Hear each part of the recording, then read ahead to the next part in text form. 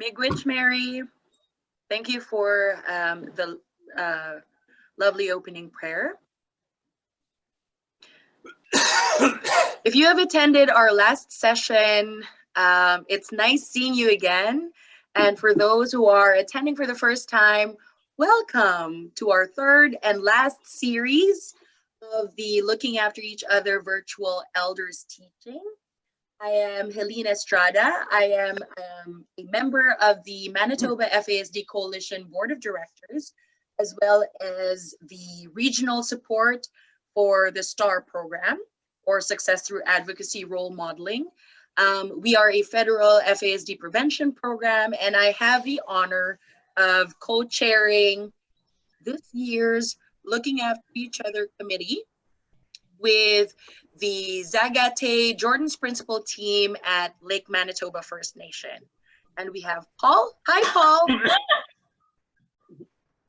Hi, Helene. Can you hear me well? Yes, we could. Okay. Good afternoon, everyone. My name is Paul Mclean. I hope everyone is doing well and staying safe. I am the rehabilitation assistant for the Zagate Jordan's Principal team at Lake Manitoba First Nation. I would like to acknowledge Lake Manitoba First Nation in Treaty 2 territory, the traditional territory of the Anishinaabe, Cree, Ojibwe, Assiniboine, Dakota, Dene, and Métis people. I would also like to acknowledge the Manitoba FASD Coalition, the Looking After Each Other Dignity Project. It recognizes number 33 and number 34 of the Truth and Reconciliation Commission of Canada calls to action. We're here today sharing a common passion of promoting dignity for those who've been impacted by alcohol and FASD in our province. In 2014, a group of Manitobans from different FASD community coalitions collectively created a vision and advocate for people with FASD and women who may have used alcohol during pregnancy to be fully accepted and their dignities protected. So the Provincial Dignity Promotion Project came about, and it received its name, Looking After Each Other, from an Indigenous naming ceremony led by Elder Velma Orvis on September 21st, 2015. The Looking After Each Other Dignity Promotion Project began in the hopes to break the stigma and barriers for those impacted by alcohol and FASD. So we would like to know in the chat box, how did your community get involved with the FASD Coalition? If you would like to enter that on our chat box. Paul, can you tell us about how your Jordan's Principal team at Lake Manitoba got involved with the FASD Coalition? Yeah, for sure. The Zagate Jordan's Principal team first became involved with Manitoba FASD Coalition back in 2019. We were invited to join them in gathering at Canada Wanna Come Back in Riding Mountain National Park. Our case manager, Mary Matriash, sits as a member of elders of the coalition group with other knowledge keepers. Since then, we have hosted our community workshop with the Manitoba FASD Coalition called Celebrating Our Families, which was a great turnout. Annually, the Manitoba FASD Coalition have hosted the Looking After Each Other gatherings to listen, learn, and share from each other. Our community was invited to a gathering at Camp Wanna Come Back in August 2018.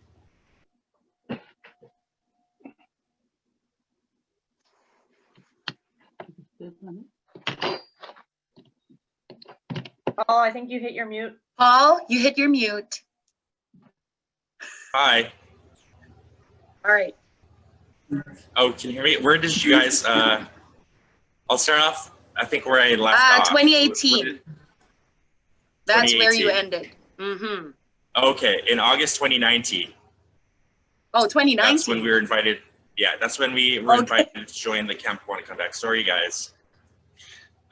This year, despite the current pandemic, we will continue the connecting, engaging, and exchanging dialogues on how to advocate and promote dignity for people with FASD and their families.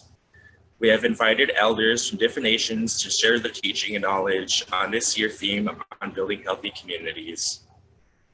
Please note that our elders' teachings are being recorded and will be uploading on the Manitoba FASD Coalition website for future viewing. If I could ask you all to please mute your microphones on your Zoom during our session, and I encourage you to use our chat box for questions and which will be answered after our elders' teachings. At this time, may I invite Grandmother Mary Matriash, the Zaga T. Jordan's Principal Manager, to introduce the elders. Hi, good afternoon. This afternoon I'll be introducing our speakers for this afternoon. I'd like to introduce, first of all, Gordon Walker from Norway House. Gordon Walker was born in Sibi, Norway House Cree Nation in 1961. He was taught how to live off the land at an early age by his grandparents and parents, who brought him to their traditional hunting ground together as a family. Growing up on the land was a happy time. Gordon learned the ceremonial way from a healer named Buffalo Child from Hobima, Alberta, along with many other Sundance and spiritual language keepers. For many years, Gordon has taken young people out on the land and into ceremony to support their healing, identity, and understanding of their original way of life. So that's Gordy, and I've known Gordy for quite some time, and I've worked with Gordy. And Gordy, I'm really happy to have you on for this afternoon. Miigwech for agreeing to come on. Thank you. Our other elder is Robert Matriash. Our other elder is Robert Matriash. Robert is an Anishinaabe and fluent in the language, who was raised in the ways of his people on the Lake Manitoba First Nation, located in the Interlake region of Manitoba. Robert is a husband of 39 years, a father of 3 adult children, and a grandfather of 10 grandchildren ranging in ages 1 to 20. Robert continues to hunt, fish, gather on the occasion, trap, as was taught to him by his family. Robert considers himself fortunate that he has had the privilege of working with and learning from many elders over the years. Robert has served his community of the Lake Manitoba First Nation as both a council member and chief. Robert was also a health director in 2 First Nation communities, as well as the senior health policy analyst for the Assembly of Manitoba Chiefs. Robert was also one member on the team of 3 elders that worked for a healing lodge in Manitoba. Robert is affiliated with the 3rd Lodge, the internationally recognized Center of Indigenous Knowledge, based out of the Saugeen First Nation in Manitoba, Canada. All of this experience has given Robert the ability to share on the Canadian First Nations relationship from a First Nations experience and perspective. Robert is currently employed by the Interlake Eastern Regional Health Authority as the Indigenous Human Resources Development Officer, where part of his function is to provide cultural awareness training for RHA's 3,300 staff. So again, Robert, I want to thank you for agreeing to share your knowledge this afternoon. Miigwech.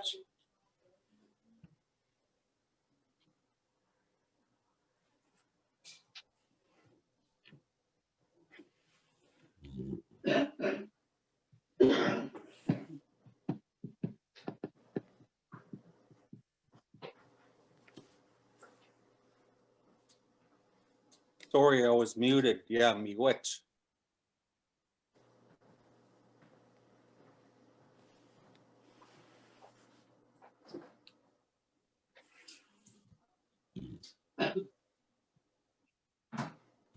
Hello. Hello. Hello. Mary, who is going to be doing the teaching first? Oh, sorry. Yeah, my apologies. I've asked Gordon Walker to do the teachings first and to share his knowledge I think the topic for this week was about the Sweatlodge ceremony and I guess how it could relate to health and wellness and so forth. And I've heard Gordy's teachings in past and when I've been with them and during ceremonies. So with that, Gordy will go on first, Miigwech. Hey, thanks. Good afternoon, everybody. And one thing I wanted to ask is how much time do I have? Roughly, I think 40 minutes each you have, but there Okay. will also be questions. It's looking like in a lot of time for 45-minute teachings.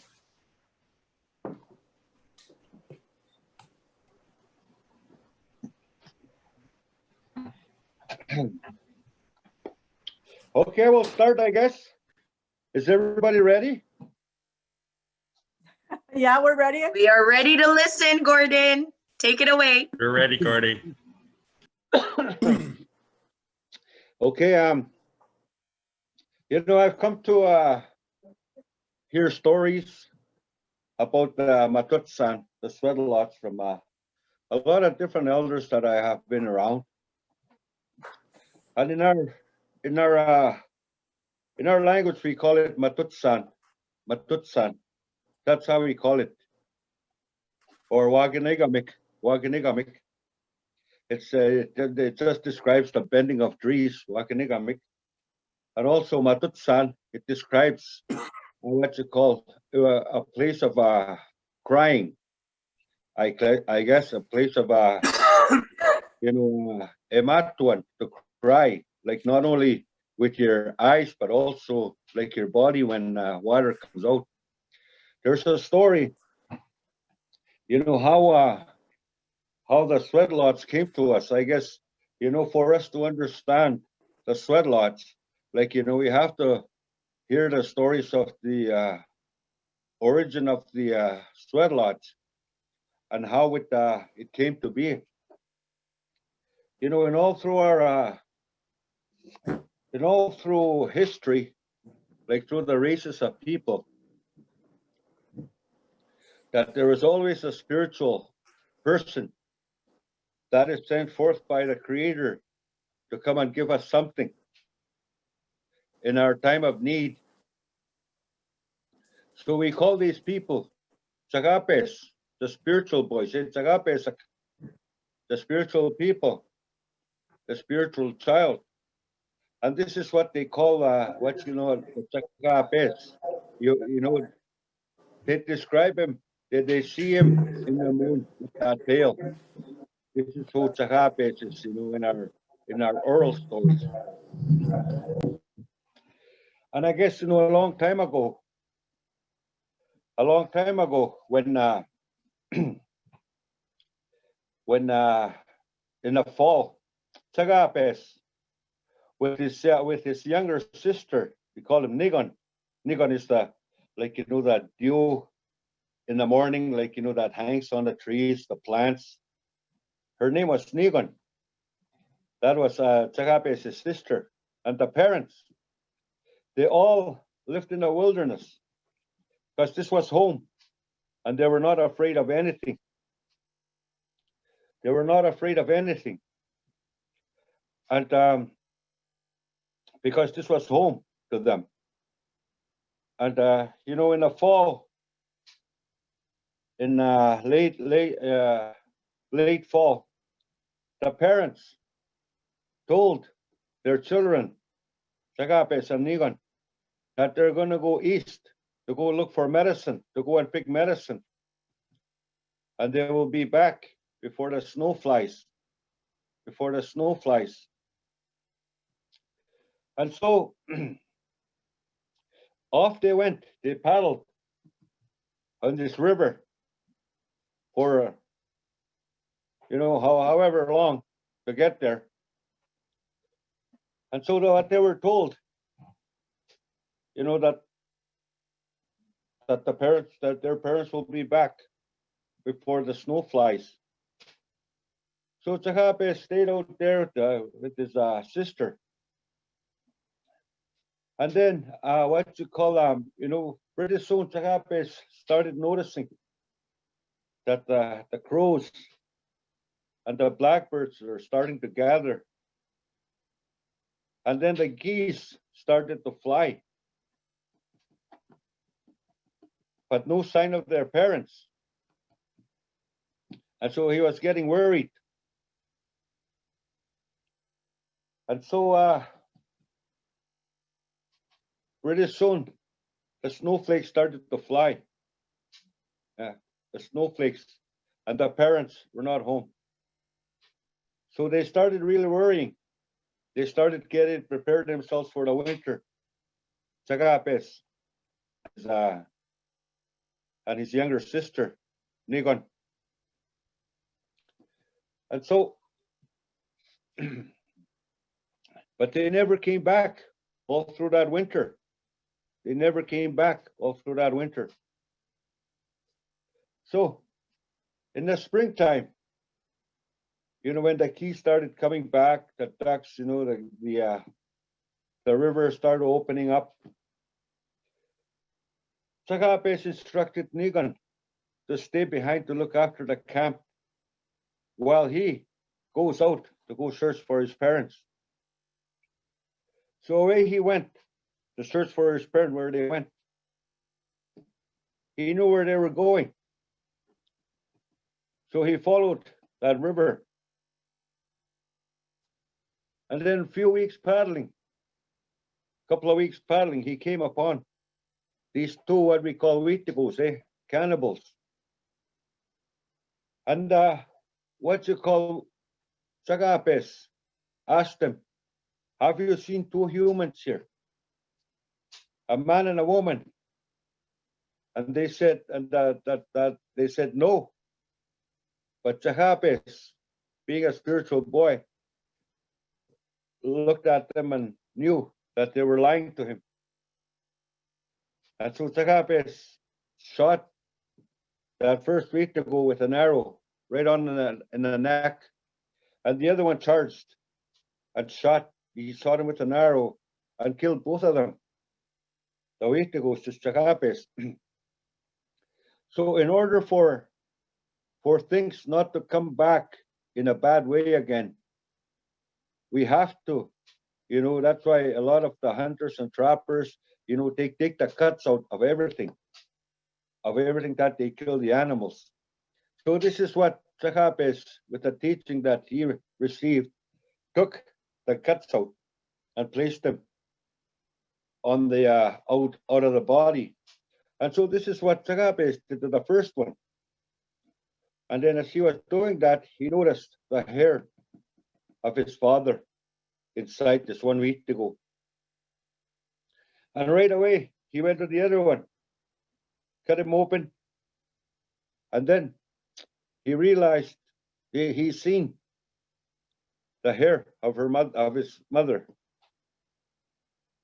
And so he knew what had happened to his parents. So he started to, he went and got some birch bark, and he rolled it. And he rolled the hair, the father and the mother. And he paddled back crying. And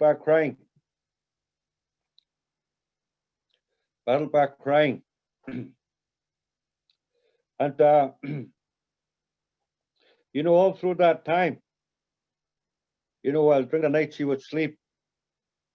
And one night he had a dream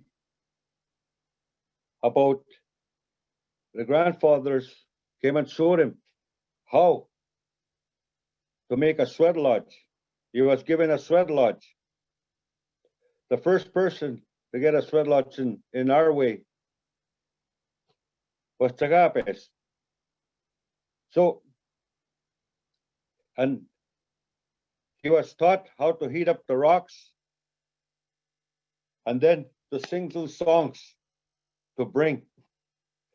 He was given, because our earth was so pure long time ago, and people had a lot of faith that they could physically, he was told that he could physically bring his parents back to this physical world. And so this is what he had dreamt. And when he got home to where Nigon is, he told Nigon about that dream that he had. And this is where he was going to do the ceremony, the Sweatlodge. He told Nigon, I was shown, said, I have found our mother and our father, but they were both killed by Wheatigos. They were eaten by Wheatigos. But I had this dream, how to bring him back physically to this world again. So he told Nigon about the Sweatlodge and what is it that they're going to do, and he's going to sing in there. So they constructed this Matutsan. And when they finished, they heated up the rocks. And he told Nigon to watch the door. To watch the door. He said, I'm going to take the rocks in, and I'm going to sing some songs in here. This is the way I was shown for our father and our mother to come back. And so this when Nigon closed that door, and Chagape started singing. No ta mi no ta go no ta. Said, my father, it sounds beautiful in heaven. That's what he's saying.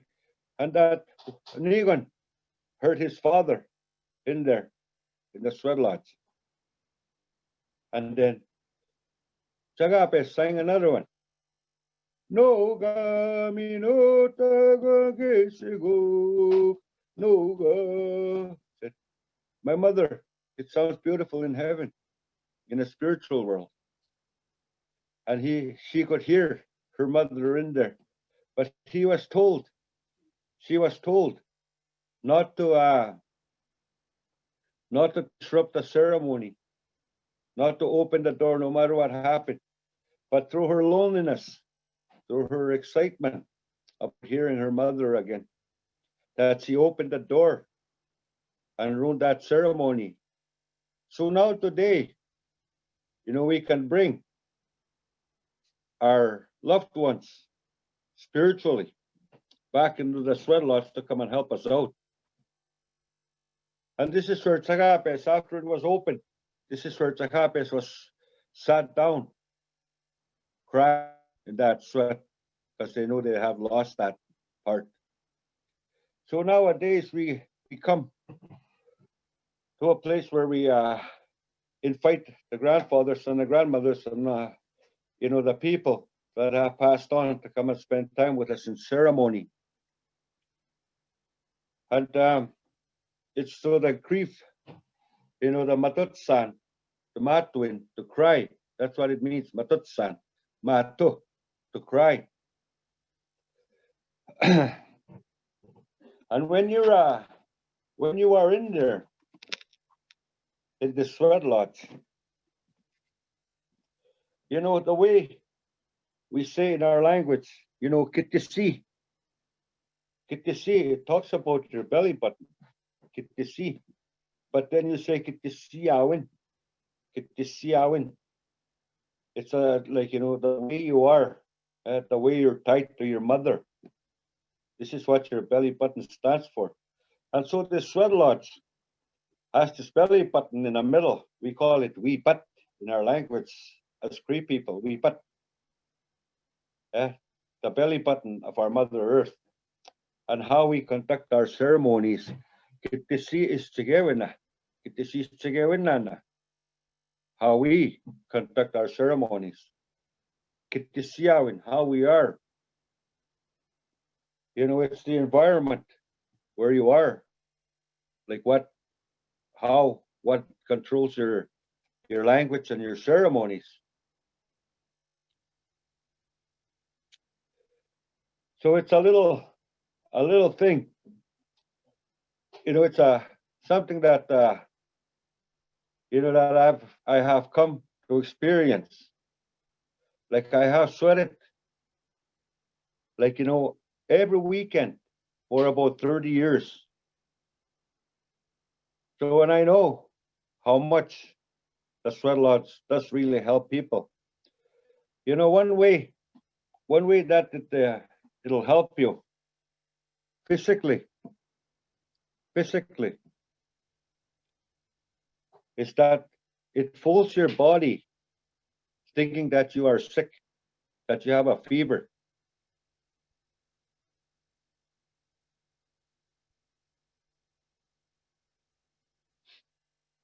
And when that happens, when your body heats, your heart starts to pound faster.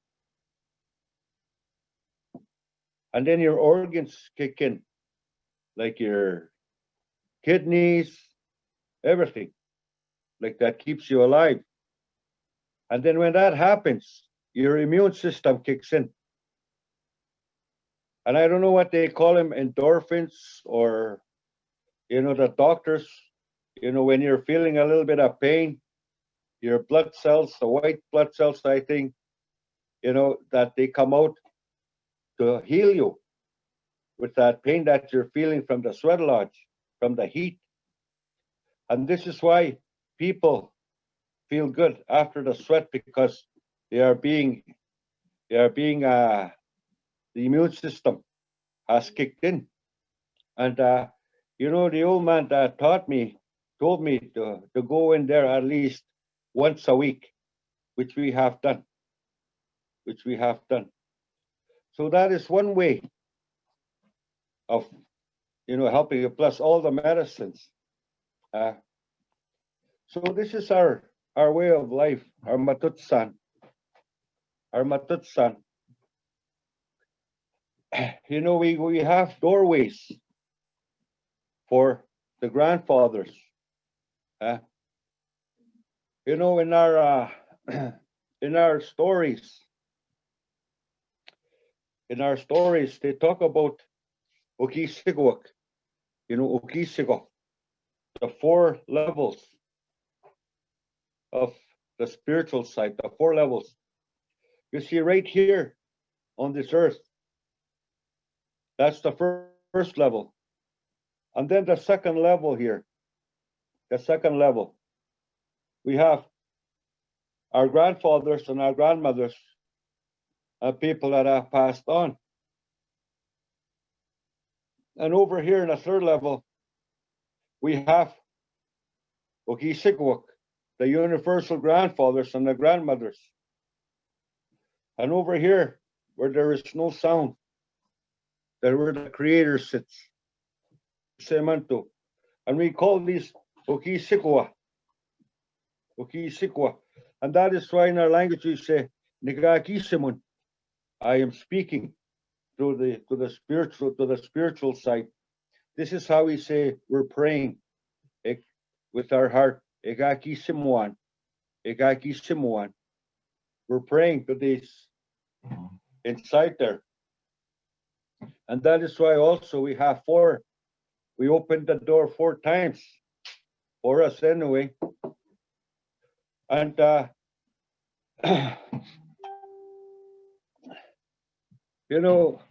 first, we were thought, I will tell this story. We were a thought.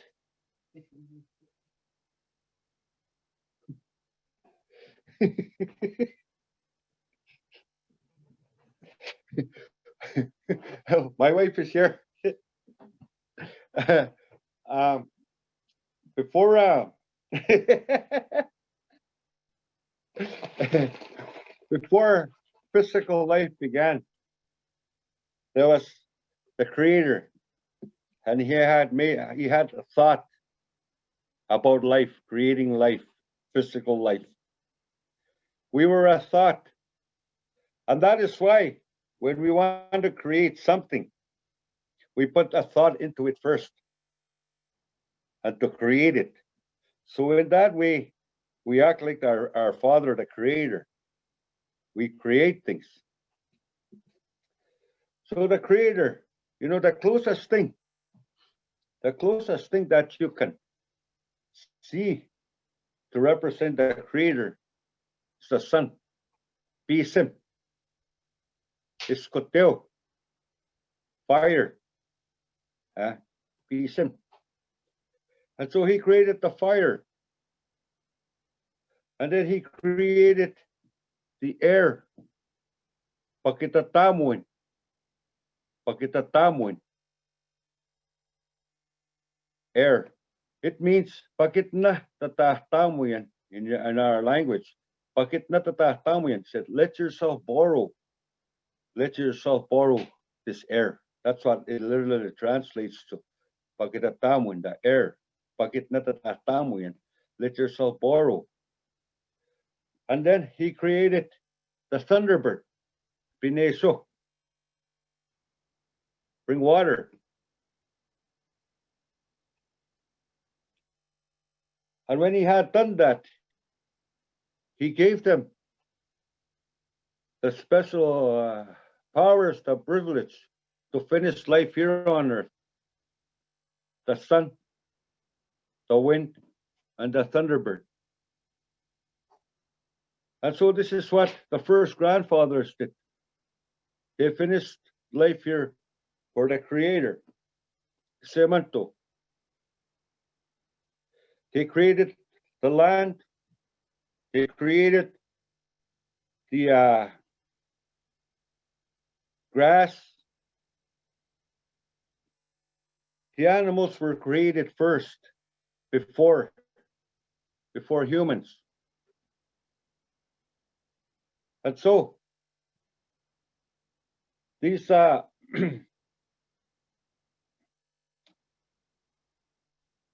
the first animal that was first created in our stories was the buffalo for us. Paskoimistus.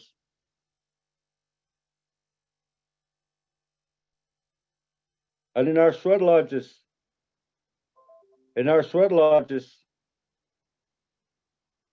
up here on the south door, I mean on the east door, we have the sun, the fire. And over to the south, we have the thunderbird, Pineso. And over to the west, we have the Notin, air, Pakitatamuin, to the west. And over here, we have the buffalo in the north. It represents the food. So the sun, fire, the thunderbird, water, and over here, air to the west. And over here is the food. So all these things combined create life. If one of these things goes missing, we will not survive. So this is how our sweat lodges up here.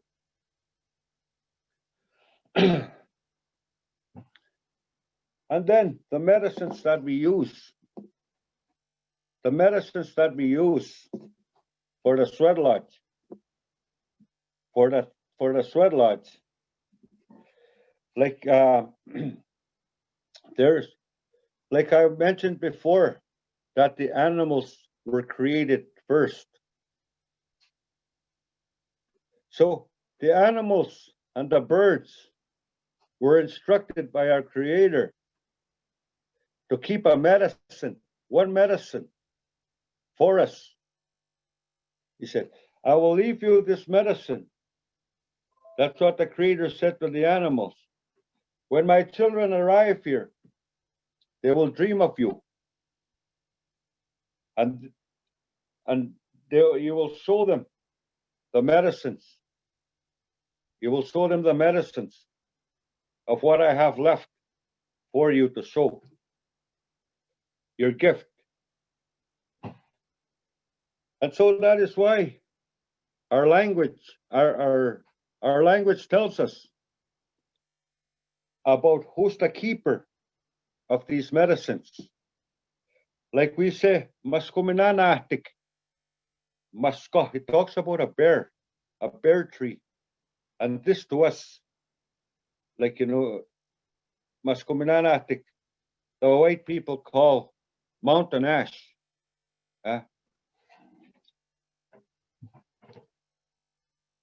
And then, Kagakiwiminatik, Kagago. It talks about a raven. Kagago, Kagagiminatik, the raven's tree. It's the juniper.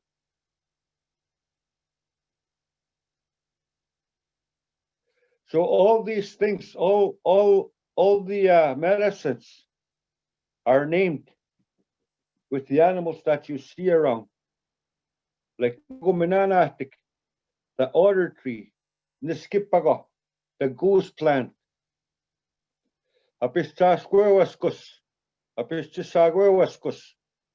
It's the small root, what they call Valerian root. It talks about Sagwe so.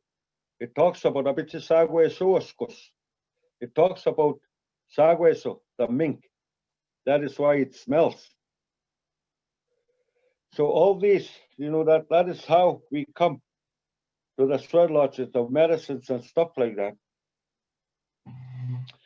And the old man used to tell us that, you know, we were given 4 things to follow, he would say.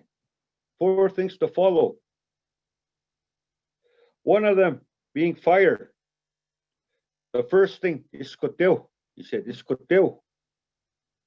In our language, it literally translates to a woman's heart. Iskeo kote. Wo iskoteo. And not only do we get the physical warmth,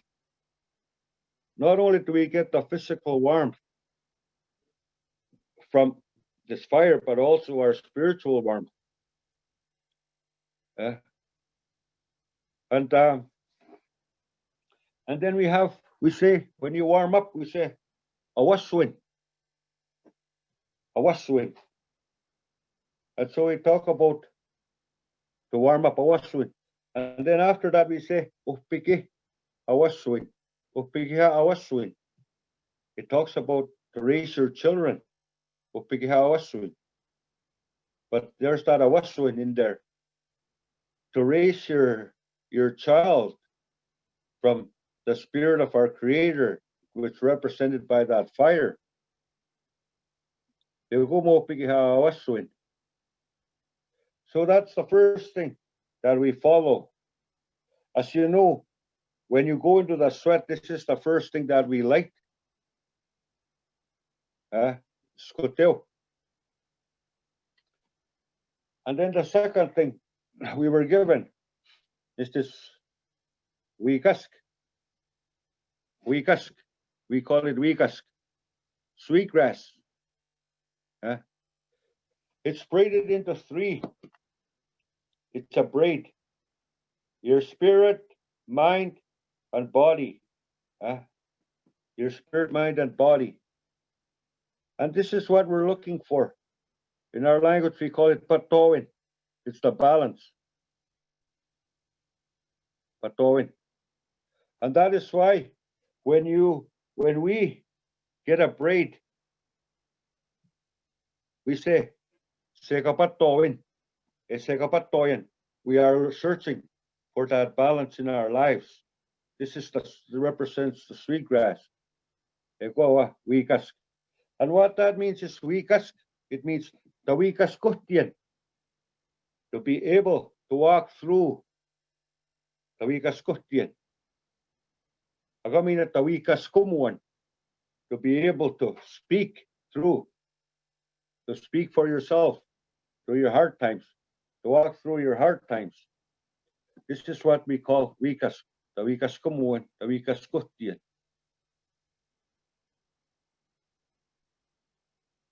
And the third. And the third is our pipe. Is spoken. Is spoken.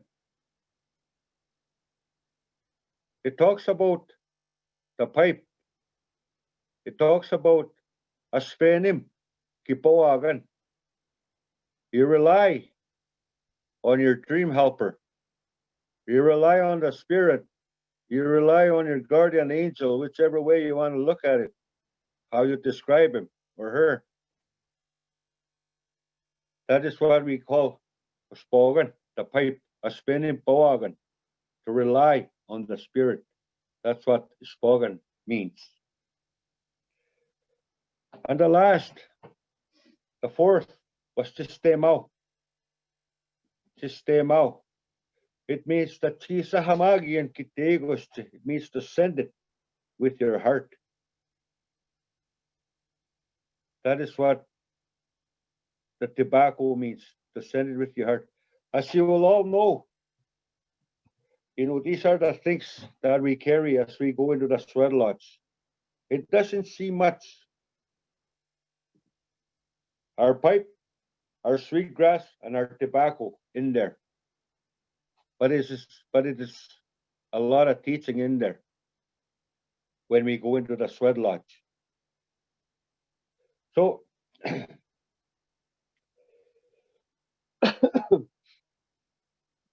so these are the four things that we take in there. And when we come out, we follow them in.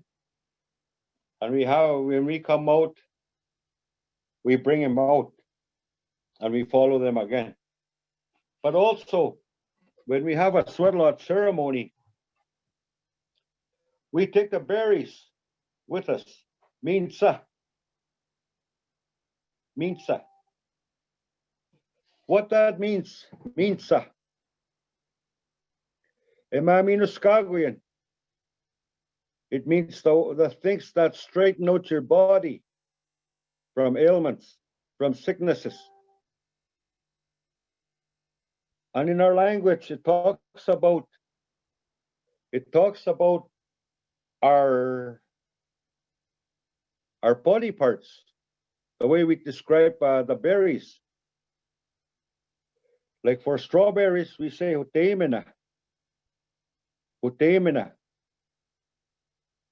So that medicine, that berry is good for the heart. And then we say anuskana. Anuskana. It talks about uskana. It talks about your bones. So those berries are good for your bones. And then we have Saskatoons, what they call Saskatoons. But what that means is Misaskatumina. It means Miswetumina. Miswetumina. It means to grease up your innards so that you'll have a free-flowing bowel movement, I guess, or whatever, it cleans you out. Those are the berries that clean you out. Misaskatumina. And all these things like Uskisugumina, it talks about the eyes. The eye medicine is in there. I think they call them in Western language, the English language, they call them cloudberries.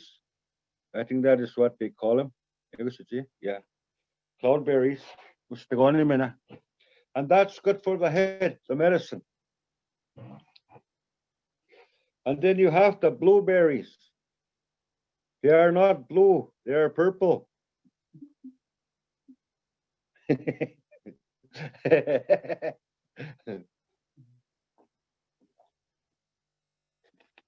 And the reason why we use mostly the blueberries in our sweatlodges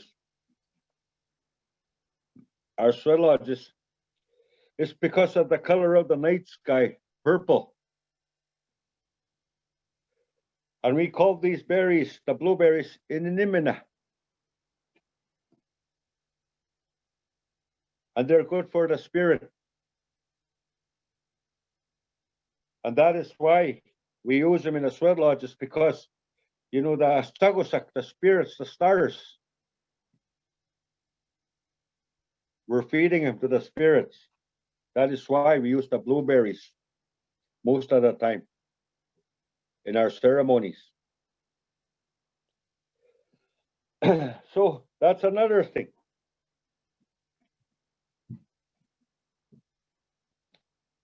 And then in our also we use kinoseo, fish. Kinoseo. So it talks about, something that comes from the earth. No se, it means a female. So this is where we get this kinoseo, no seo, from. It comes from the Mother Earth, water. The milk of Mother Earth is water. So this is where this fish comes from. And why we use the fish also, like I said, everybody eats the fish also. The flying beings, the animals, the insects, even the berries are like that. Everybody eats them. So that is why also kinoseo, the fish represents one of the teachings of our Cree way of life. We call it I am a hamatwin. I am a hamatwin means to share. To share. I am a hamatwin. And it talks about eamit. It talks about the fish spawning and sharing with everything, the flying beings that feed off it. So this is why we also use the fish in our ceremonies. So I just I guess that's a lot of sharing for now, and hopefully that you got a picture of the Sweatlodge, and maybe if you have any questions later on that I can answer, I'll try my best to answer your questions the best way I can. So now. Thank you very much for listening to me. Thank you, Gordon. Yes, for any questions, we would like to encourage everyone to use our chat box. Robert, are you ready? I'm never ready. I bet you are.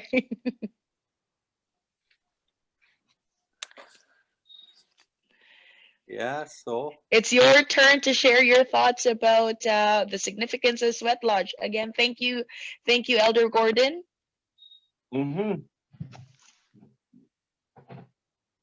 well, that's easy. Everything Gordy said.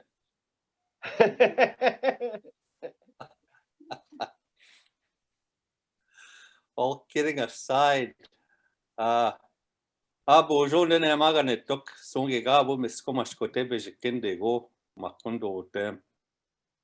I just shared with you my traditional name, which is a strong standing red buffalo. But more importantly, I shared with you that I'm of the Bear Clan. And the reason we do that whenever we gather, whether in person or in venues such as this, you never know who your relatives are.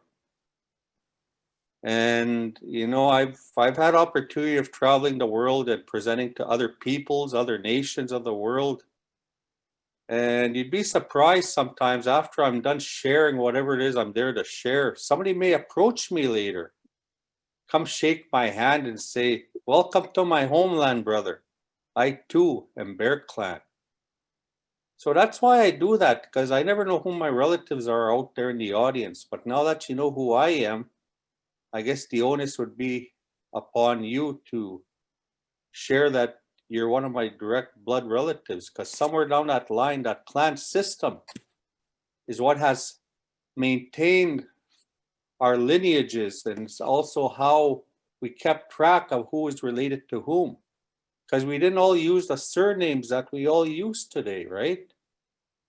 And we aren't the only peoples either that use that clan system. There's other nations upon the world that use the clan system, and some of them still, like us as Indigenous people, continue to use that system today. So that's why I do that. Now, when we talk about the Sweatlodge and the significance of the Sweatlodge, as many different nations as there are, there's just as many different types of sweats and lodges that are out there. A lot of what Gordy shared, like the bending of the trees, and that's referencing the formation of the lodge itself. There's different types of sweat lodge structures. And again, it's all dependent on the teachings that a particular individual or the nation that individual has come from and how they received those teachings. Gordy mentioned the different doorways of the sweat lodge.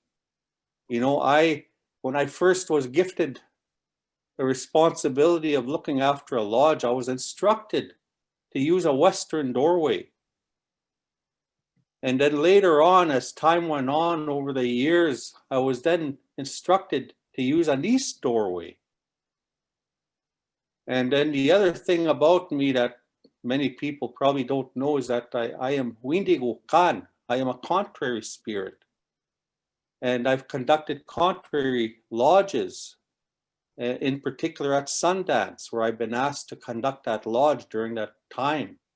We use a north door. And then there's also times when I've been invited to go and help my relations up in the north, the Inuit, the Cree Nation. A lot of them use a south door. So it all depends again on the teachings and the environment in which that lodge has been constructed that can determine as to which doorway is being utilized. And although the doorways may be different in the direction they're facing, they all mean the same. And even in the way that the lodges are constructed, the lodges I create, I use willow. Some people will use willow, but they specifically will only use diamond willow. I know our relations to the north, the Inuit, a lot of them use birch trees, right? And again, you use what trees you have available. I know some of the nations down south, they use a tree they call dogwood, okay? It all depends on what you have readily available at your disposal when you're constructing these lodges. And even in the way the lodges are made, the lodge that I use, some people I've heard them call it the Morning Star Lodge, because at the top of that lodge, there's a star that forms once you are done bending and weaving those lodge poles in the way that you're supposed to construct that lodge. And then Gordy also mentioned, the 4 levels. Within that lodge that I construct, there's 4 different rings, again, representative of those very same 4 levels that Gordy talked about. Something that I usually try and share with newbies, I call them, people that have never experienced a sweat lodge or they're just starting to learn about our ways as Indigenous peoples. I usually give them a crash course in something that I call Indigenous Ways of Knowing 101. And that's what I'm going to do right here, right now. And it's in reference to many of the sacred teachings that fall within that sacred number of 4. As a people, we've always maintained that to our understanding of things, there was initially 4 original peoples that were created. There was the red, the yellow, the black, and the white nations. And each one of these nations is also given certain responsibilities and directions. We as the red peoples, we sit in the direction of the east. the new dawn, if you will, a new day, a new beginning, the opportunity to start fresh, new ideas, right? And we have the responsibility to look after the land. That's why today, as always, whenever you see any potential threat to the environment or to the human being or to any of our relations, who will you find at the forefront trying to raise awareness of what that threat can do? It is the Indigenous community, because that's our responsibility to look after the land. And we take that responsibility to heart. And we do that to the best of our ability, right?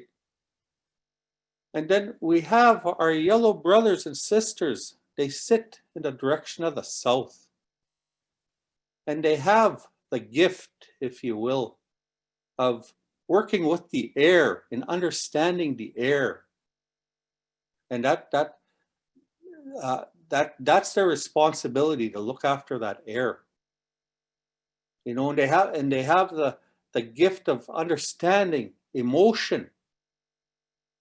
You know, that's why you find, for the most part, and I hope I'm not stereotyping anybody, but this has been our viewpoint as Indigenous people and our experience with our yellow brothers and sisters, is they're very humble and very polite. And the reason they are that way is because they understand emotion, and they go out of their way as to not to hurt or offend others if they're spiritually centered, right? And again, that responsibility of looking after that air, that is another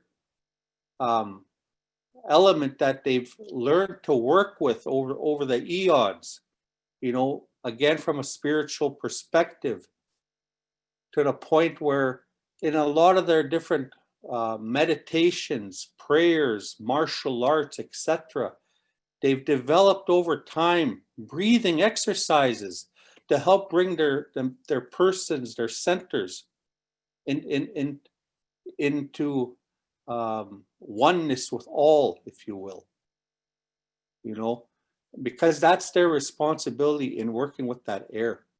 And it's even said that some of the masters in those different disciplines that they have, you know, can actually move objects without touching them, because they've learned over time an appreciation how to work with that air from a spiritual context. And the irony in that is, even today, Western science is starting to catch up, where they're starting to do experiments where they're able to levitate very small objects in working with the air, whether they're using magnetic energy or vibrational energy. That all has to do with the movement of air. So there again, Western science is catching up to what our yellow brothers and sisters have been doing for a long time, and what we as Indigenous people have always recognized. Then we have our black brothers and sisters. They sit in the direction of the west, the direction of the setting sun. They have in their natural element the gift of the physical. When you look at a black person, you know, in their natural element, they're very physically fit and proper, you know, which is why they tend to excel in any of the professional sports that are out there, because that is part of their gift. And they also have the understanding and the responsibility of looking after the water. You know, I've had opportunity to sit in ceremony with the Black Nation, where they're, for lack of a better term, their Black elders have explained their responsibility and understanding of looking after the water with these words. The tear that runs down my face is the very same tear that runs down your face.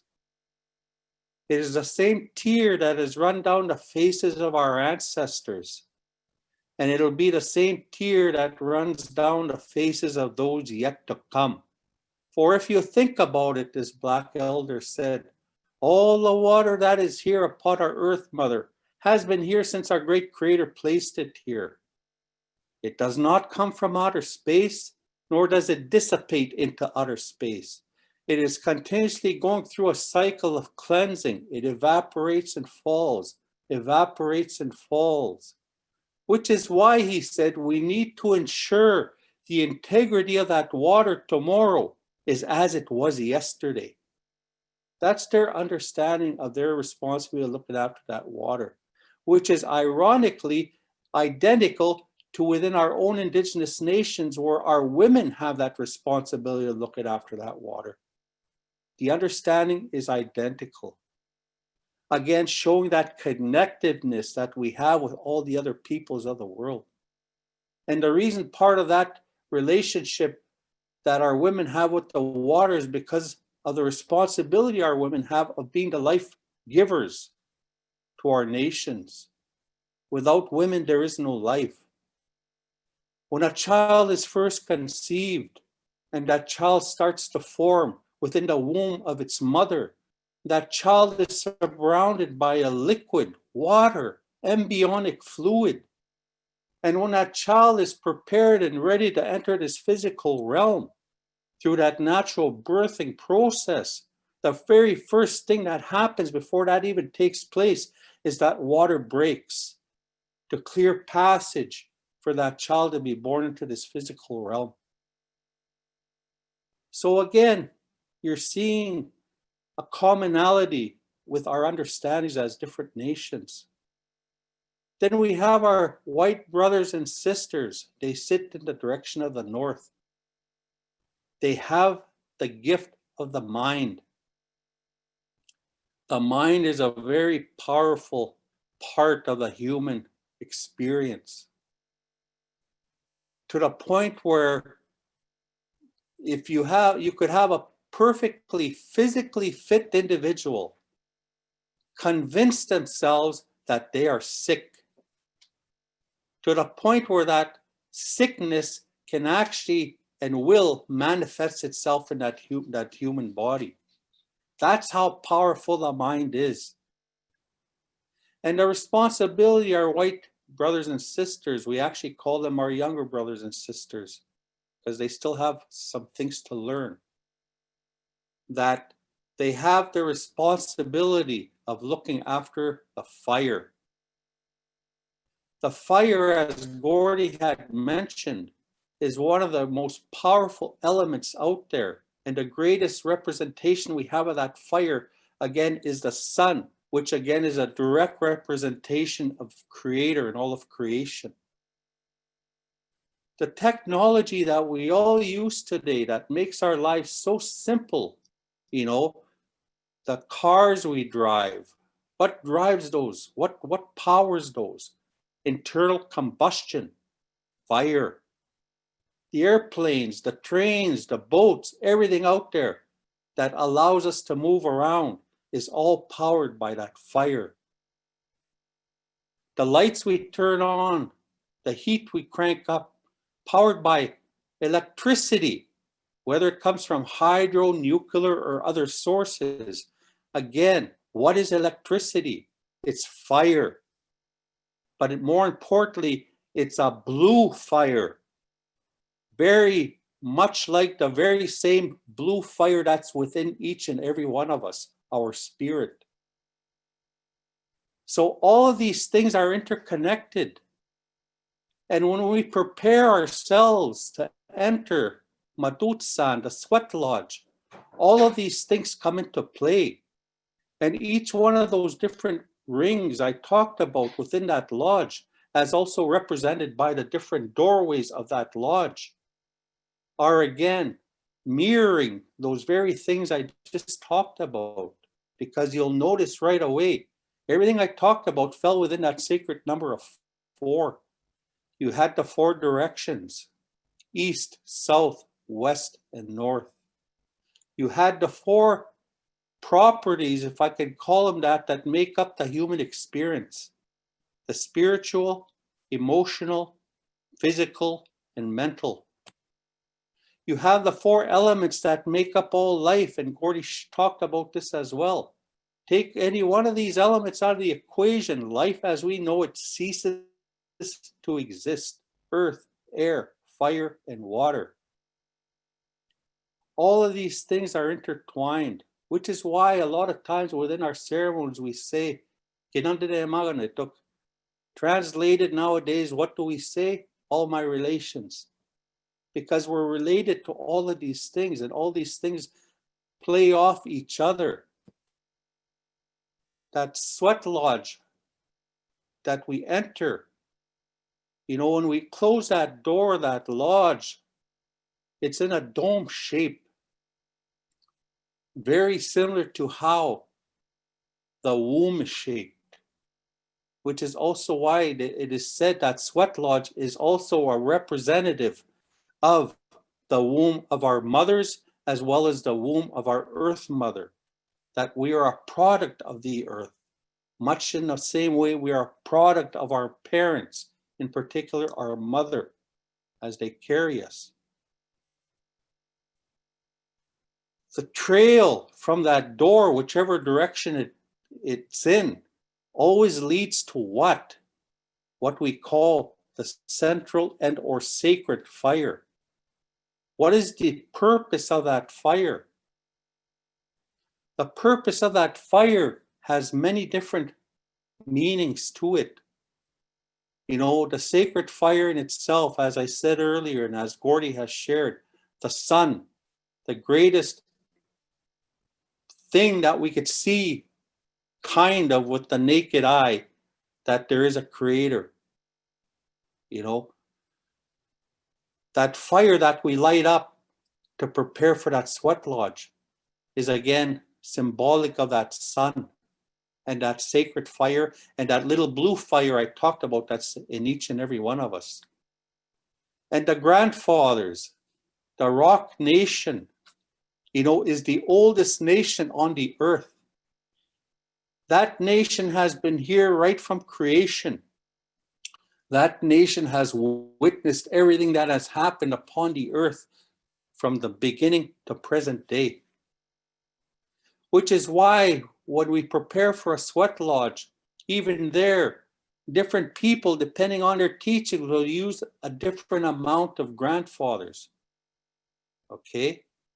I've been instructed whenever I do a lodge to use multiples of 7, again, representing those 7 teachings, right? I usually stay between 21 and 28, but a lot of times I'll get instruction where I'll only use 7. Every lodge that is conducted is different, although it's the same. And every person that enters that sacred lodge is going to experience something, but no 2 people experience the same thing, because the lodge is also dependent on the energies that each individual bring within that environment, which spirits we call upon to come and take pity on us, to help us in our journeys. Those lodges are places of healing. Again, as Gordy had mentioned, it's when something is out of whack within our body that we become sick. And it's those lodges, among other ceremonies, that help us find that balance again, to correct what is out of whack. So getting back to that fire again, we put those grandfathers in that fire, and we wait until they're red hot. They're actually glowing red hot. The reason we do that, again, is representative of that sun, representative of creator, but it also is representative of that blue light within each and every one of us, that fire, where once they are red hot, whatever teachings those grandfathers have under those conditions can then be released when they are brought into that lodge. And the way they are released is when we offer those medicines to those grandfathers, whether it's water or a mixture of different medicines where we make a tea of some kind, or even just the natural medicines in their natural form, whether it's sage, sweetgrass, cedar, or other. All of those things come into play to help create that spiritual environment, to help that individual that is seeking that healing to release those things that are hurting them, and to bring in all those positive energies that are being released in that lodge. Which is also why many lodges, again, dependent on the conductor, are run in different fashions.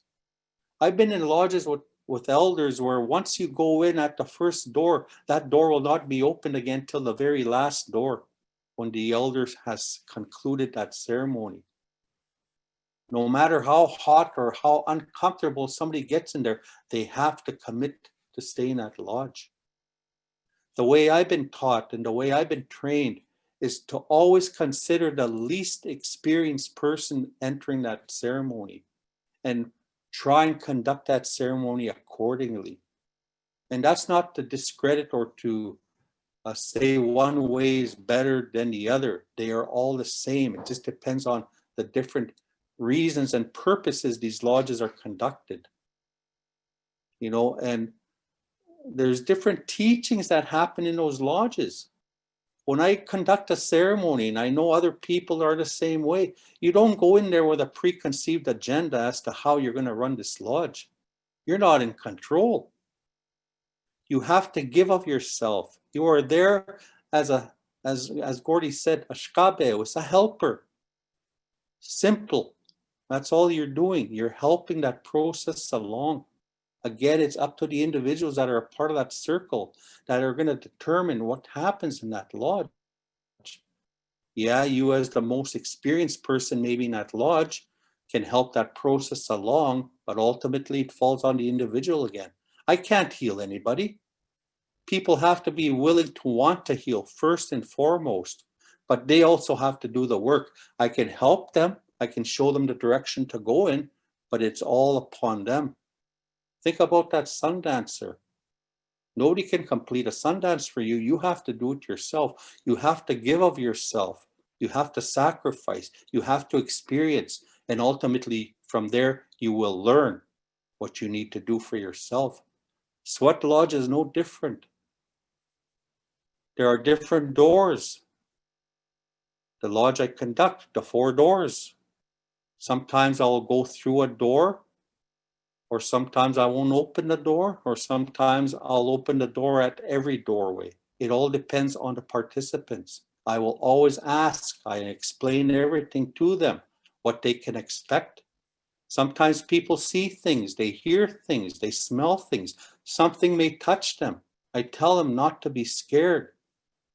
Count it as a blessing and yell out burnt tobacco. Because that's the spirits coming to help you, recognizing you and coming to help you in whichever way that they can help. And that fire that is out there, again, is a gateway to the spiritual realm. That's why we only put certain things in that fire. You put your tobacco, you can put your cloth offerings, you can put your food offerings, and of course, your prayers. But you don't put cigarette butts, you don't put styrofoam plates if you're putting a food offering, things of that nature. In essence, you don't put garbage in those fires. That's not what they're for. So you have to understand these things and respect these things. And more importantly, you have to allow yourself to experience whatever it is you're going to experience. I've been into lodges where there's lots of rocks used, lots of grandfathers that are being used, and I'm freezing in there. And then I've been in other lodges where there's hardly any grandfathers being used, and I can hardly stand the heat. It's all falls upon spirit within those environments as to what an individual is going to experience and how they're going to get help. When that doorway is opened, when people are crying inside there, they're releasing their stuff, you know, whether it's through their tears, their sweat glands, or other ways. You know, when that doorway is open, all that negative energy that's been hurting them is released. And it's taken away. And all that good energy is brought back into the lodge with that fresh air that comes in. You know, and then the door is closed. And then that whole process starts again for the next door. And the way I conduct ceremony You know, the first doorway is we offer our prayers for all the people of the world, whoever they are, whoever they may be, however they decide to nurture their relationship with the Creator and all of creation. The second doorway, we offer our prayers for the people of the race from which we originate, whoever, again, you may be while you're in that ceremony. Offer your prayers for your own people, your own nation. The third doorway, we offer our prayers for all our relations, the four-leggeds, the winged ones, the ones that live in the waters, the stars, the suns, the moons, and don't kid yourself, the other life forms that are out there. Those life forms are real. It's in our legends, it's in our stories. We call them the Star Nation. It is said we as Indigenous people are from the Star Nation. And then finally at that last door, you offer your prayers for yourself. Why are you there? Why did you offer that gift to enter that lodge? What is it that you're seeking? You know, and the other thing too, though, that most people don't understand is it's not a quick fix. It's not a magic pill. This is a part of a lifelong process in trying to maintain your balance and be healthy. That's how our people used to survive, you know, and then colonization took over and totally confused our people, took them for a total loop, took them all in different kinds of directions, which is why we see the things that are happening today. Every single person that I have seen struggle in their lives with addictions and other issues, it wasn't until they returned to the ways of their people that they started to walk on their healing journeys. And I'm starting to see, you know, these people are doing well because they finally acknowledge who they are in the way that our great Creator had made them. They quit trying to be something or someone else. We are who we are because that's what our Creator meant for us to be. He gave us these teachings. He gave us these instructions. And as best as we can with the onslaught that has hurt us, we've tried to maintain those teachings. And the Sweat Lodge is just but one different ceremony of many that we use to help us keep us on that road. So this is, in my understanding, what the intent and purpose of the Sweat Lodge is and how it can help the individual. But again, ultimately, it falls upon that individual to seek that help. And that's pretty much all that I have to share right now. I hope I was able to answer a lot of questions that people may have had about Sweat Lodge and ceremony. But that, as they say, that's my story and I'm sticking to it. Miigwech. Thank you so much, Robert. I was just looking at the chat because it seems like we have questions. There is a question about how can a Sweat Lodge support expecting parents even though the mother cannot enter?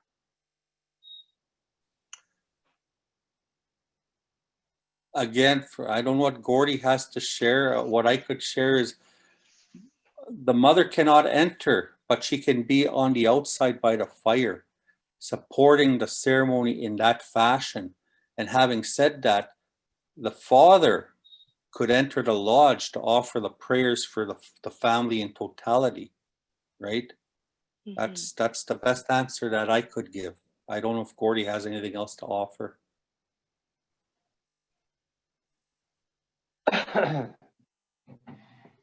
No, that is what usually the case too. That's what we do.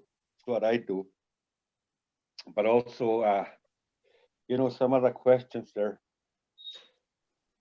I was looking through. I just seen some of them flash through here. But you know, we have in our language we say "nimosom," "nimosom," my grandfather.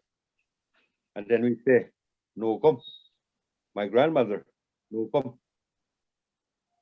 But you know, these words are not really what they think about us. Your grandfather or your grandmother. What they mean is that nimusitehistamak nimusum. That's what nimusitehistamak. The one that feels with his heart for me. And then no come. You say no come.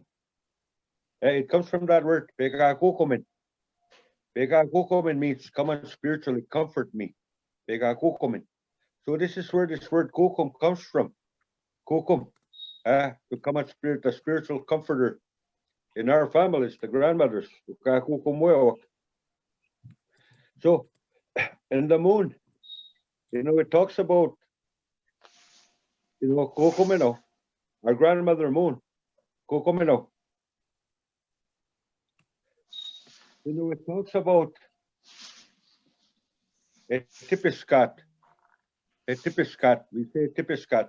But that what that means is a tipiskat, it means it went around in a cycle. Kokomino. It went around in a cycle, a tipiskat.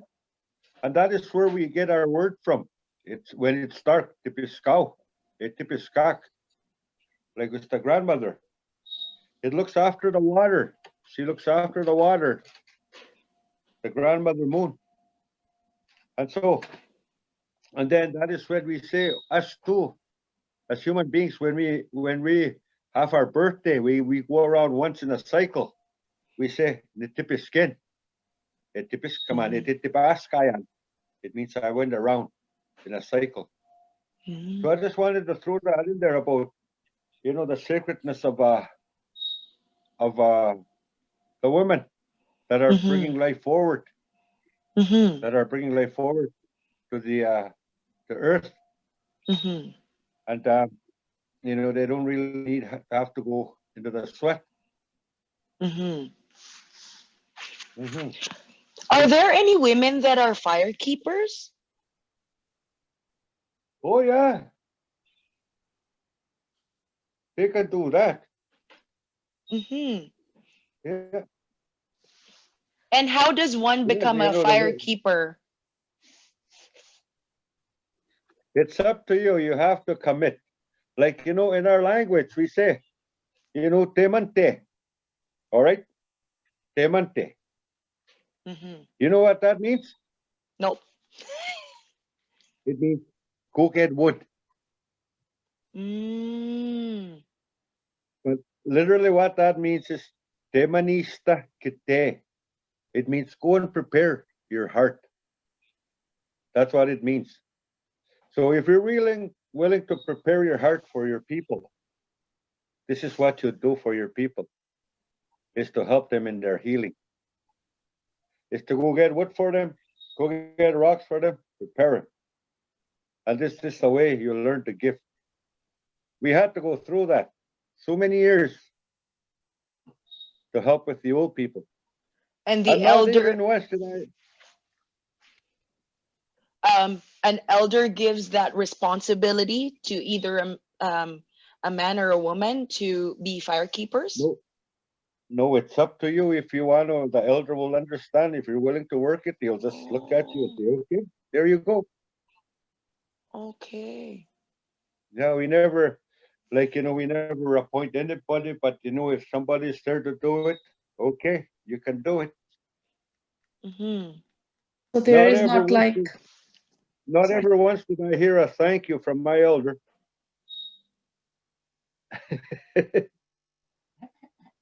There was a question on air. Yes, it was me. So I just wanted to check. So there was not like a responsibilities that, okay, women can't do this or men can do, or, you know, this is not a woman's job or a woman can't, you know, we can't give, like she said, elder give this responsibility to women. So is there like a difference between, difference between men and women's responsibilities, or?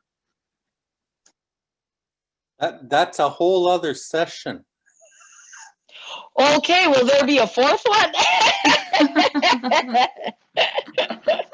It just triggered while you were asking that question. It just triggered in my mind, so I just wanted to ask him. Sorry. There's another question. Oh, I lost. Okay, sorry. I'm trying to navigate this from my phone. Oh no. Oh no. Did I lose everyone? Hello? Hello. No. Hi, No, I'm still Gloria. here. Okay. Just one moment. I'm here. Do you have a question? I guess I might as well ask a question. Can you Okay. hear me? Yeah. If you'd like to say your name, where you're calling from. Oh, Margaret. Hi. Yes, I'm Margaret from Brandon. I'm originally from Pine Creek First Nation, and I'm working from home. I'm a supervisor for West Region CFS, and I just got interested in the workshop because I wanted to learn more about the Anishinaabe teachings. And so I just wanted to ask both Robert and who is the other speaker? Gordon. Gordy. Gordon. Yes, I want to ask Robert and Gordy. So I think she kind of brushed on it. The other woman.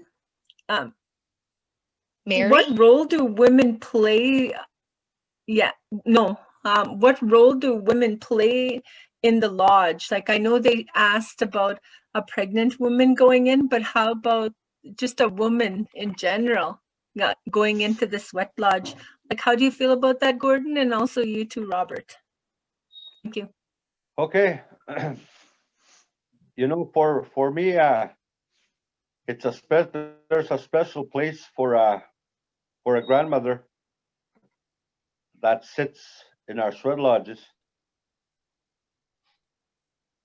So we have a woman that sits with us like all the time. They come in, and you know, even my wife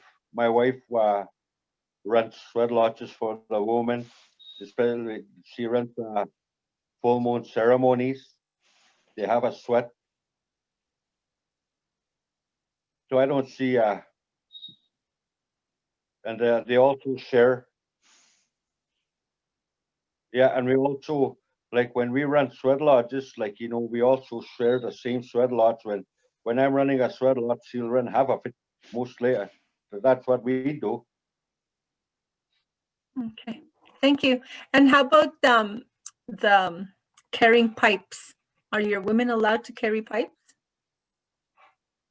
Yes. Okay, thank you. How about you, Yeah. Robert? No, woman, they're all troublemakers. Look at the questions they ask.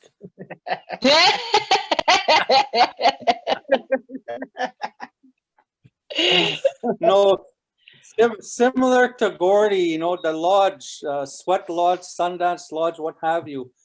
Of course, the women were in this together. You know, yes, there's certain ceremonies where it's only women that should be conducting them, because if they might be talking about women things. What do I as a man know about women things? But as a ceremony goes, like sweat lodge, yes, half of that lodge belongs to the women as well. You know, they have their role in that lodge as well, whether they want to bring in their pipe, their drums, their rattles, or whatever other sacred items. Of course, they're welcome to bring in their gifts and to share those gifts with all of us so that we can all learn from that.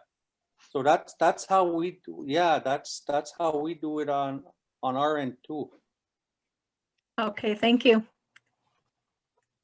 Thank you for that question, Margaret. Does anybody have any questions or something that they want to share?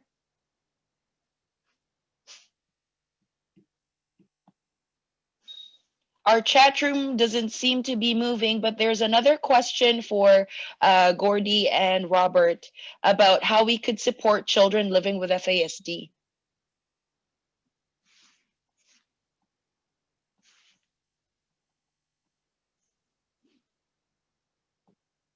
You know that the best thing for me is I've come to know is that like you know in my biography there that Mary was mentioning that I take out the young people onto the land. Uh, like so, this is what I do. So I like you know for me, I take them out onto the land and teach them about the land, the birds, and the language. So like you know, it doesn't become like you know like at school. It doesn't become like a competition where you're gonna have to have high marks. And so they're all equal. We're all equal when we're out there. So that is how I support the young people that are with FASD. Hmm. And with our current times right now with COVID, it must be especially challenging to get the sacred fires going, the sweat lodges, and coming together um, and gathering and being in the land. Um, what do you guys do nowadays?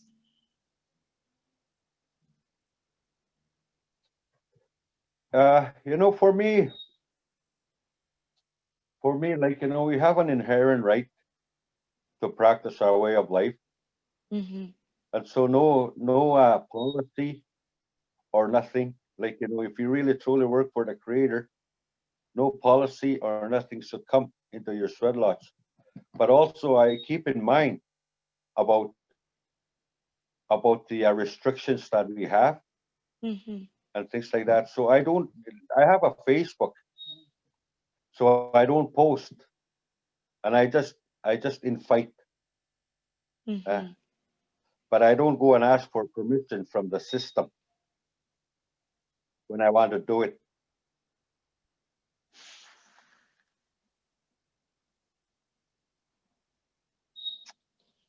There is Um, also a, oh, sorry. Go ahead, Robert.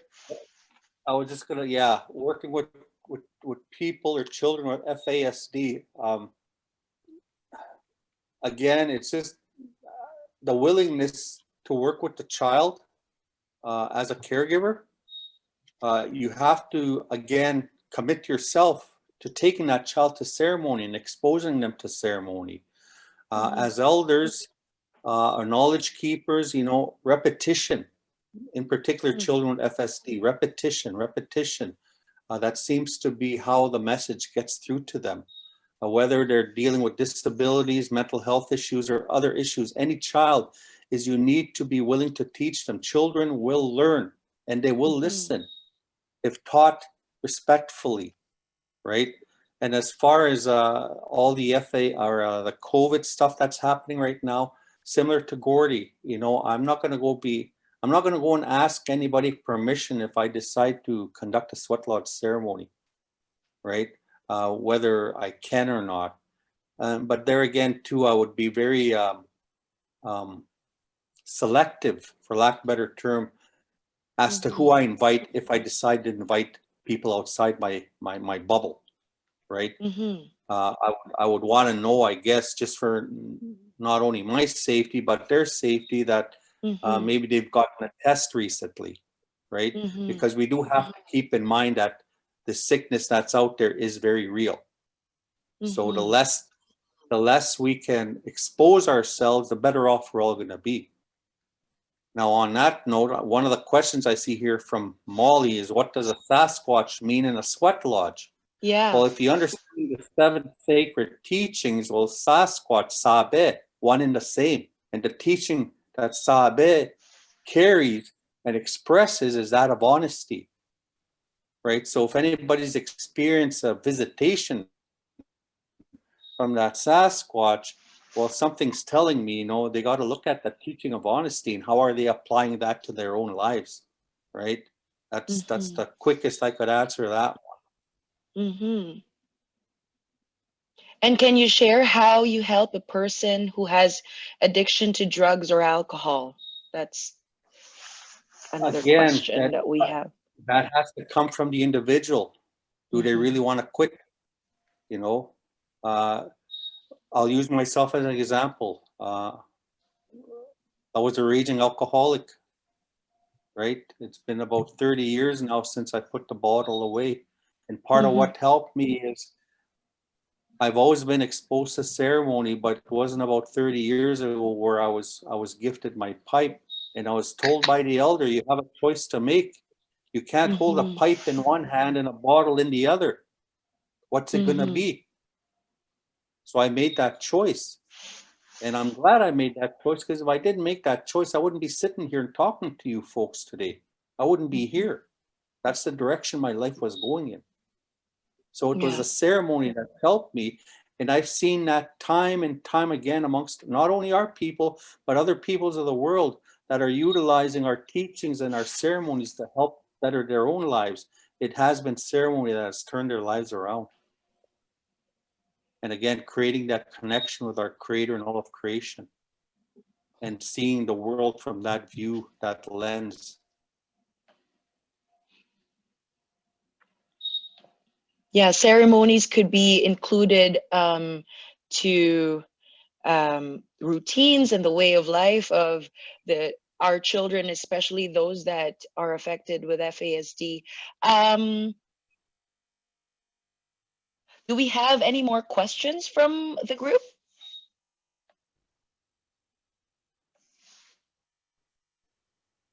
You can type it on our chat box, or you can unmute yourself.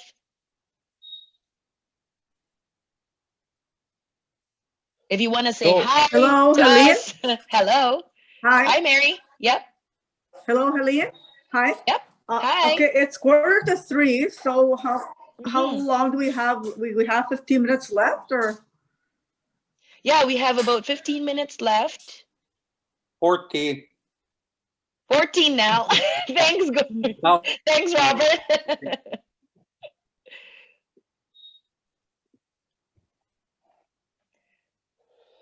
So let me just say then. Can you hear me? Yeah. So let me say then, as an elder, they call me an elder. But we come to share some words with you. And this is where, the old people used to say, meaning, I come to tell you this in a humble way. But what that means is, I want to open your spirit, your heart, and your mind for you. So it's up to you if you want to go and experience a Sweatlodge. So in our way of life, nothing is forced on anybody. As an Indigenous person, as Indigenous people, who knows more about how terrible it can be when things are forced upon you, like the things that we were forced upon: residential school, Christianity, and so forth, colonization. So, this is something that we have come to know as elders before us, that we don't force anything on anybody. So, now I come to tell you, I opened the doors, a little bit of the doors for you to have an open mind. Hi. Thank you. Thank you so much, Elders Gordon and Robert, for sharing your beautiful teachings on where the Sweatlodge originated, and also for sharing your teaching on how we as peoples are given those special talents and responsibilities to look after each other. And we may come from, different nations, different cultures, different communities. And I'm truly honored to, you know, be welcomed to the Sweatlodge if we are able to do so. Yeah, we are all interconnected in some ways and all come together with that special gift to take care of one another. And so Miigwech, thank you so much again, Elders Gordon and Robert. Paul? Yeah, thank you guys for sharing that. We are very privileged to listen to Elder Gordon Walker from Norway House First Nation and Elder Robert Matriash from Lake Manitoba First Nation. Thank you for providing us with the teachings and giving us words of encouragement and inspiration to help support our communities. We all kindly receive your blessing to continue the good work that we have started and put our hopes and dreams and visions of healthier families and communities in action. If you'd like to find out more about the Looking After Each Other Dignity Project and other Manitoba FASD Coalition activities, please visit our website at www.fasdcoalition.ca. You can also follow us on Facebook, Manitoba FASD Coalition. Membership is free and open to anyone with an interest in FASD. Under the How to Get Involved tab, you can also complete the member form on our website. We're looking for people who are willing to share their ideas with the subcommittee that helped create the FASD language guide, providing alternative words and phrases to use when discussing FASD and promote dignity of those who use alcohol during pregnancy and those with FASD. Also, we have the intervention of FASD to promote dignity. And last but not least, we have the popular education subcommittees that help develop materials, events, and projects, and creates avenues for sharing messages, promoting dignity, and regarding our social responsibility concerning FASD. Thank you guys again, and please share this word around. Yeah, thank you so much, everyone, for joining us. Please fill out the evaluation form that will be sent out through your email. If you would like to see more of the elders' teachings, send us that feedback. I'm sure that Robert will be open to hosting a follow-up teaching.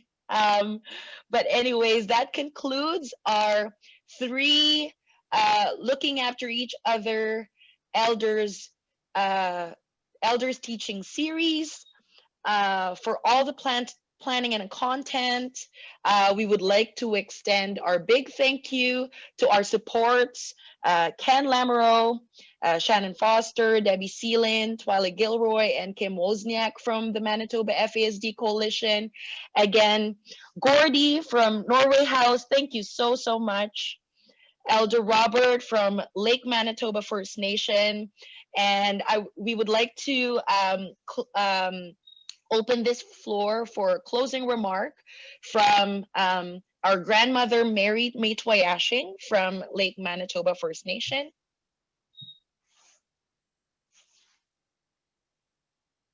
Mary? Hello, can you hear me? Yes. Hi, can you hear me? Yeah. Okay. Okay, I just want to say like a huge thank you to our knowledge keepers, elders, for their presentation and for their teachings this afternoon. I also want to thank, the previous grandmothers and elders that we've had. I want to thank Dr. Elder Dave Christian for doing the 7 teachings, along with grandmother Florence Painter. Also Catherine Whitecloud, and again, Dr. Elder Dave Christian Jr. for doing the rites of passage teachings, and to Gordy Walker and Robert Matriash. I think, the Sweatlodge ceremony really set, I guess, the tone and brought a message that how important and how crucial and critical it is to go into the Sweatlodge ceremony, because it really does help. And, with respect to what Elder Gordy shared is that, you know, he's been going into the Sweatlodge every week for 30 years. I've always believed that, you know, that is our medicine. That's where we need to go for our healing for different ailments that we have. And that, you know, because it's a medicine, and he talked about, you know, the sweetgrass, the fire, and the medicines that are brought in. And, you know, along with, you know, the other thing that I wanted to mention was that how he spoke about faith, because I think, you know, during this time, like, it's really enlightening to hear the stories and the teachings during the COVID pandemic that we are currently facing. We've lost, you know, community members, and, you know, in our community, and, you know, my heart goes out to them, and I offer prayers every morning, every evening before I go to bed, you know, for our community. But, you know, that's what's going to carry us forward, as well as the faith that Gordy talked about. I also want to say, you know, like he also mentioned, you know, the way we are, like the belly button of how that is a connection to the life that we carry, of how that belly button, the umbilical cord, is connected to the mother and to the child. That, you know, we need to look after ourselves, that, you know, we are all in this together, that it's not just the mother or the females or young women that are responsible, you know, for that life, that are responsible for the umbigyalswin of the upbringing of that child, to raise that child in the most sacred, healthy way that we can, as mothers and as parents. And then, you know, the language, our language is so important. And, you know, I just wanted to add that, you know, without our language, we lose our way of life. And, you know, it's important, because within our language is embedded, like, our, you know, how we interact with one another, our actions, our, you know, our spirituality. Everything is, our language is part of all that. And that's how we are all connected, but also that we are life givers, and that, you know, that life is so sacred that we need to protect it and provide that nurturing and that good nourishment, spiritually, mentally, emotionally, physically, to the unborn child, but also for the ones that are, you know, yet to come. And, you know, to talk about as well, you know, the full moon ceremonies, that how as women we are all connected to those full moon ceremonies, that we are connected to that grandmother moon, as was mentioned by both knowledge keepers, the elders, that they when they talked about the Sweatlodge ceremony. So I just want to also thank my team here in Lake Manitoba for, you know, coming together and being able to lead the sessions, the cultural teachings that we have led over the last, I guess, 3 times that we have done that. It's been some work, and, you know, but it's something that we need to do. I want to thank the Manitoba FASD Coalition Group. Thank you for involving us to help promote, you know, that education to the participants through our sacred ways and through our ancient ways, because really that's where good health and wellness lies, is within our own teachings. We have always been told that, you know, no one will come in to heal us in our community. It'll be us in our community that will be able to heal ourselves, and that we have everything that we need, that the Creator gave us. You know, the medicines, the ceremonies, the lodges, the food, the animals are there. So I just want to say thank you to all the participants that took the time to come and listen to the important teachings that we were provided today. And again, lastly, I want to thank Gordy Walker, my dear friend Gordy. I miss seeing you. It was nice to see you. Say hi to Madeline and to your community. Sending blessings and wellness to your community. As well to my partner, partner in crime, my husband, Robert, for being there and taking care of me and my family and my grandchildren. Thank you as well for the teachings. Miigwech to all of you. And thank you, Kim, Helene, everyone. I'm glad that we are done now, but I'm sure there will be more to come in the future. And stay safe, everyone, during this COVID pandemic. And please take it seriously. Look after your communities, educate your young ones. And that's it, Miigwech. And I wish you all well. Blessings to everyone. Thank you. Thank you. Have a good day, everyone.